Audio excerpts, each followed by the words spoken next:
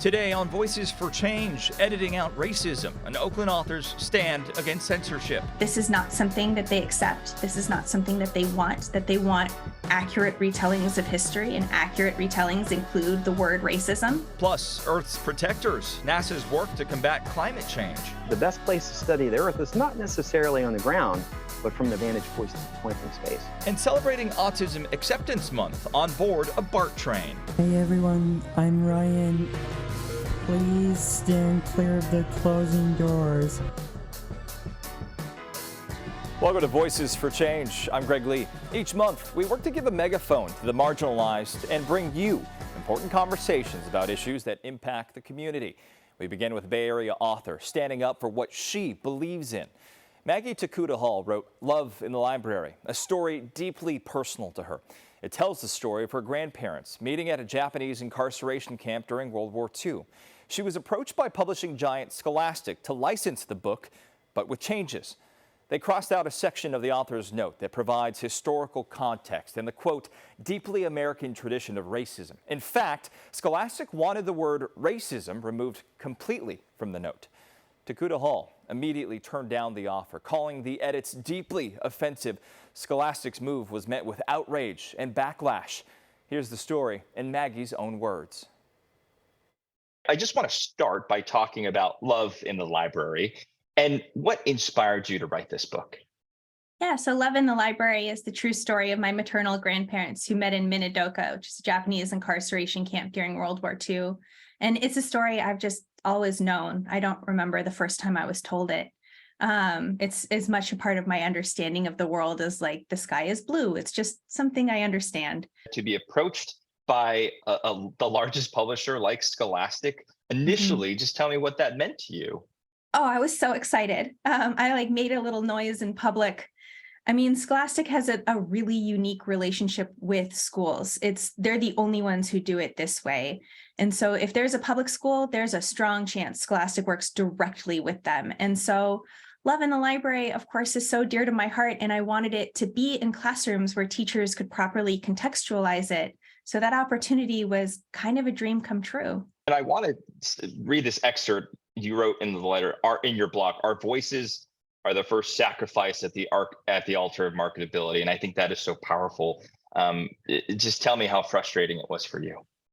It was deeply disheartening. I mean, I wanted so badly to take this deal. It would be so great. I would really love it.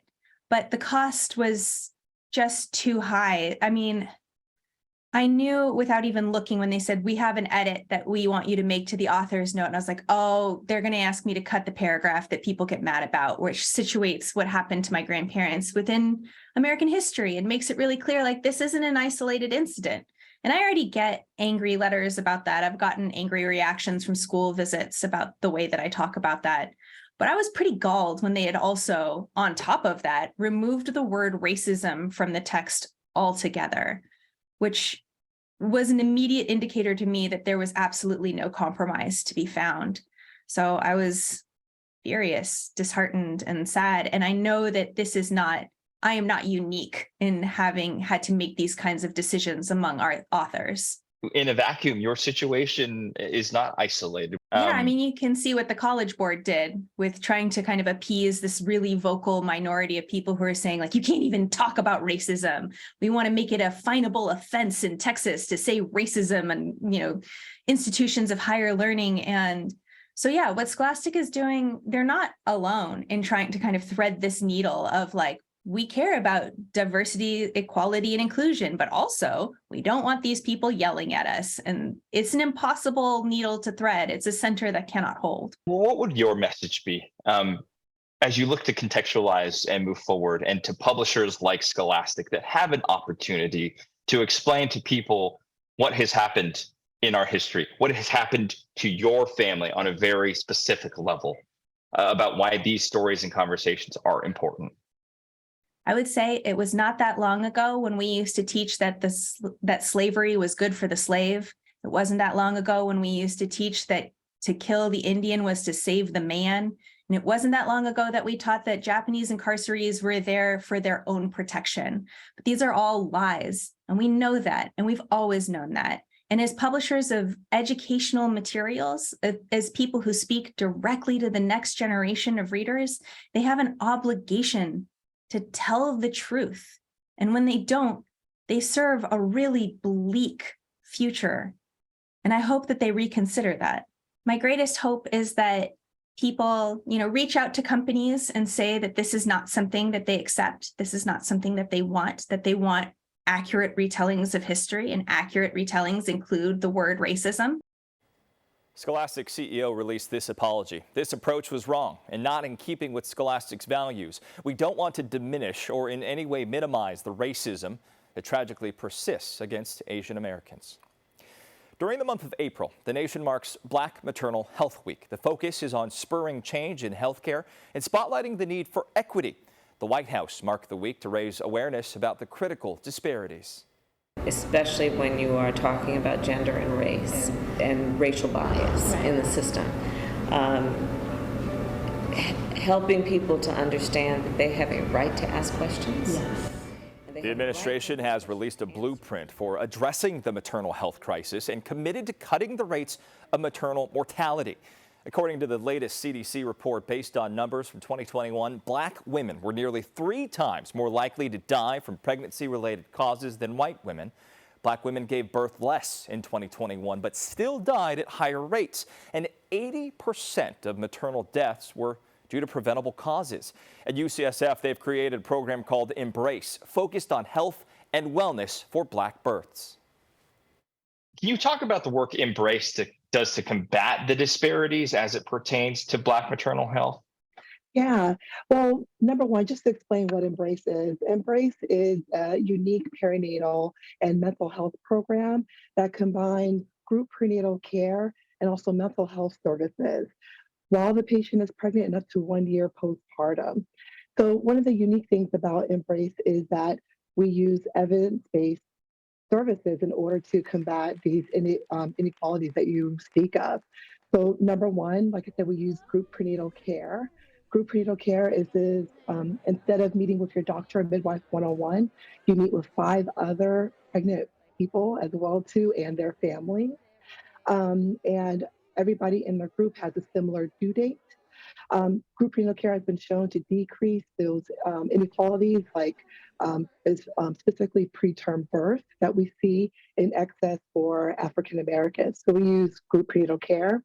We also do use race concordant care as well too. So that means having providers who are of a similar race and culture background as the patients that they serve. This has been shown in pediatrics, cardiology, and other specialties as well too, to have better outcomes for specifically African Americans, and also better patient satisfaction as well too. Knowing that those disparities across the board exist, how important is it to have programs like Embrace, not just at UCSF, but to see it expanded at hospitals and programs across the country? Yeah, no, I appreciate you bringing that up. So number one, I can think of 3 really good reasons why other institutions need to have Embrace, especially in California. Number one, it's actually, the law in California, SB 464, was passed, I believe, in 2019, that says we need to have implicit bias training that happens for all perinatal providers.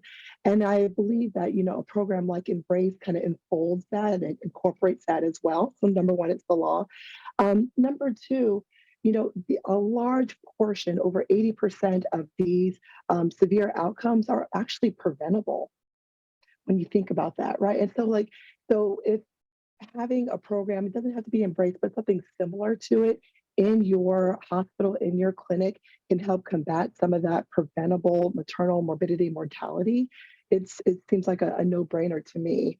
And the last thing too is that, these are our neighbors, right? Obviously, I'm a part of the Black community, but even if you're not a part of the Black community, I think that all of us want to, see everybody not just survive, but thrive during their pregnancies and experience the joy that bring a new life into the world can bring. I wear many different hats at UCSF. So I'm an obstetrician, I'm a gynecologist. I'm also one of the leaders here. I lead one of the divisions within our department.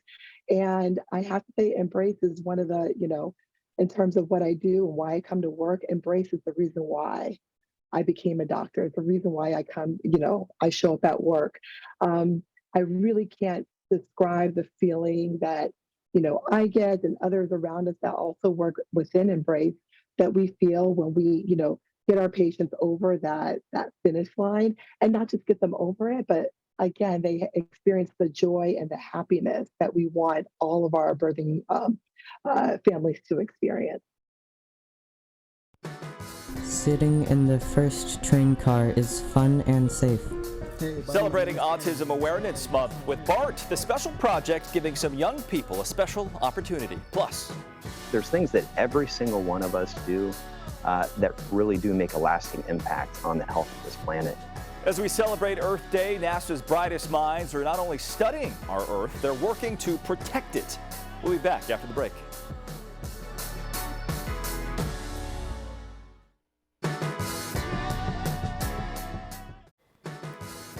What a difference a year and an incredibly wet winter make. This is California's drought map from 1 year ago. The entire state in a drought, much of it in severe or extreme drought. And here's a map from this month. Less than 9% of the state remains in a state of moderate drought.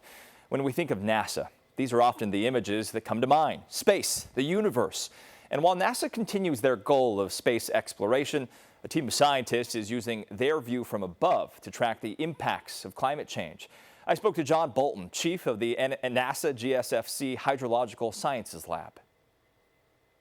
People may not realize this, but you are part of NASA's massive team of Earth scientists tracking data. Explain why it's so critical to track the changes in our environment so that we can have a better future.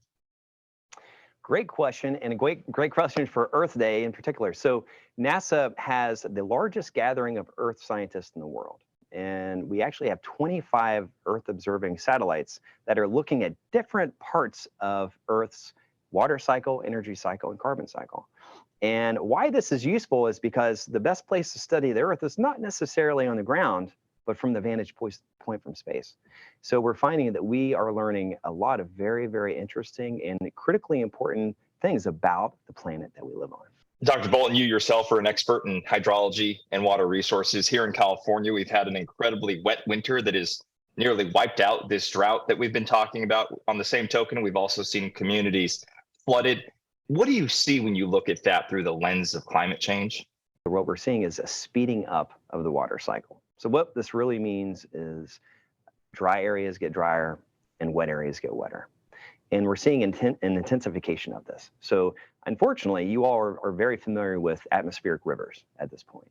And you're familiar now, the new norm is these more extreme events, more extreme snowfall, more extreme drought and flash drought events, and floods. But what we're seeing is not necessarily just like this is happening, but why this is happening. And that's what NASA is doing. So we're using our 50-year record of Earth observations, and we're working with experts all over the world, really, to help inform our understanding and a better management of the world that we live in. So it's very, very interesting, especially today on this Earth Day, to take a giant step back and remind ourselves of how fragile our world is and what NASA's role is. Dr. Bolton, this is not only about gathering data or recording that data, it's about getting information out to people. NASA launched the International Surface Water and Ocean Topography mission last year to measure water on the Earth's surface. For your farmer, your business is knowing how much water there is really to feed your plants. And that, as you mentioned, the Soil Water Ocean Topography mission and the previously mentioned SMAP or Soil Moisture Active Passive mission, they're very, very important for agriculture, right? So they can detect the amount of moisture underneath the plants in the soil. So it's pretty wild. And think about this, from hundreds of kilometers above the earth, we're able to assess the wetness and amount of moisture that plant needs to grow. So NASA has an entire applied sciences program where the whole program can be whittled down to getting data into the hands of decision makers. And what we're seeing is this is really informing our understanding and our ability to make more informed decisions for better crop management, better water use, and allow us to allocate water in ways that really benefit the plant and benefit the local community. What would be your enduring message to everyone on this Earth Day about the little things that they can do to better set us for a future? Well, thanks so much for teeing up that great question, because especially on Earth Day, we have a lot of great resources on nasa.gov/Earth where we address just that. And we have tools, games, tutorials, but there's a lot of simple things that we can all do. We can all buy local produce. Think about where your food comes from and how it gets to you. And simple things about not littering and what you do with your trash and trying to recycle. There's things that every single one of us do that really do make a lasting impact on the health of this planet and the health of future generations. Just outside Sebastopol in Sonoma County, there's a farm devoted to Afro-Indigenous permaculture. That is a relationship-based ecological design system rooted in traditions of people of African descent. It's a special place since only 2% of Sonoma's farmland is Black-owned. I spoke to the founder of Earthseed Farm, Pandora Thomas. I frankly want to start at what people see when they come to the farm. There's a sign that says, "Welcome Black to the land." This is a place for Afro-Indigenous healing. And what does that mean to you? Can you talk about the vision of Earthseed Farm? The only reason that I can be sharing with you is because all of our human, and as Robin Wall Kimmerer says, more than human kin are out doing their job. So I just want to honor our 4,000 tree kin, the soil, air, water, insects, pollinators, Humphrey and Benny, our pigs, Pootsie, Lady Gray and BB, our cats, Jackson Black, our dog, Brent, our farm manager, Rochelle, our operations manager, Malika, our abundance steward, Abby, our herb diva, Fernando, our lead site steward, Liliana, my mom's caregiver, Kadeem, my assistant, and Tomas, our oldest steward who's been here over 20 years. So I wanted to start with that because this idea of this beautiful farm that we have the blessing to steward is a gift to us. And we say it's where environmental education meets ecological design rooted in Afro-Indigenous wisdom and traditions.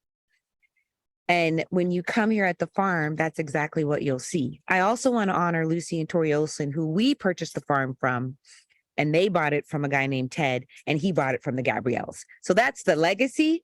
But now that we are here, it is a crucial time on our planet when we as people of Afro-Indigenous ancestry, which is basically anybody of African and Indigenous ancestry living throughout the planet, have to reclaim these practices. Many of our communities were either raised in relationship or in service to our more than human kin, the land, spirit, and much of that is taken away or not honored. And so when you come home to Earthseed, you will come home and see this welcome Black to the land. But guess what?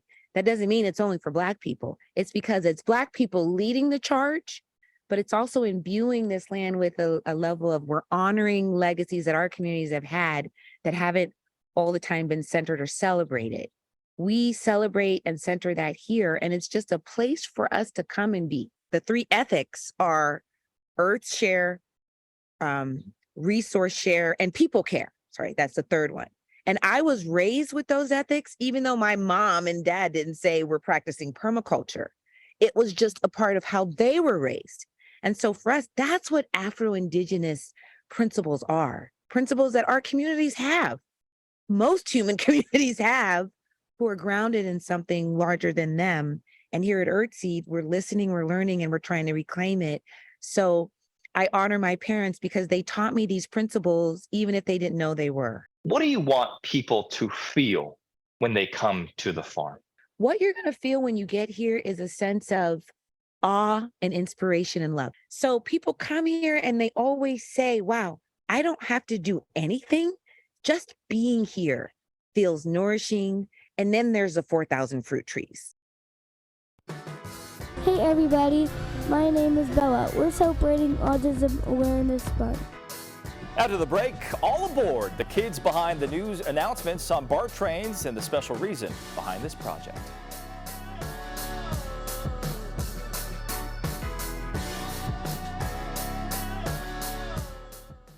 My name is Cameron, and I love trains and BART. My name is Milo, and I love taking public transportation, especially BART. If you rode BART this month, you may have heard some new voices making the announcement. Some Bay Area kids had the special opportunity to record these messages and, of course, ride the trains. April is Autism Acceptance Month. In celebration, transit agencies across the country are recording and airing announcements from children with autism. This includes BART here in the Bay Area. It was the idea of Jonathan Trichter, the founder of a school for children with developmental disabilities. He shares what drove this project. This is such a neat project that you have put forth. And I know BART is just one of several transit agencies, but what drove you to this idea? Yeah, so in 2019, my life was personally touched by autism. I started some schools for kids on the spectrum, some other services. And immersed in the world, you get to learn that a lot of these kids have what are called perseverative behaviors, which is an intense focus on things that neurotypical people might find asocial. Oftentimes, feats of mechanical engineering you see in your everyday life, especially trains. And that's a phenomenon that frontline transit workers around the country and the world are well familiar with, because they see these kids dragging their families on joyrides to nowhere or asking them really complex questions that stump them. And also these neuroatypical kids come to language differently than you or I. And so they will grab onto phrases that they hear in places where they are focused.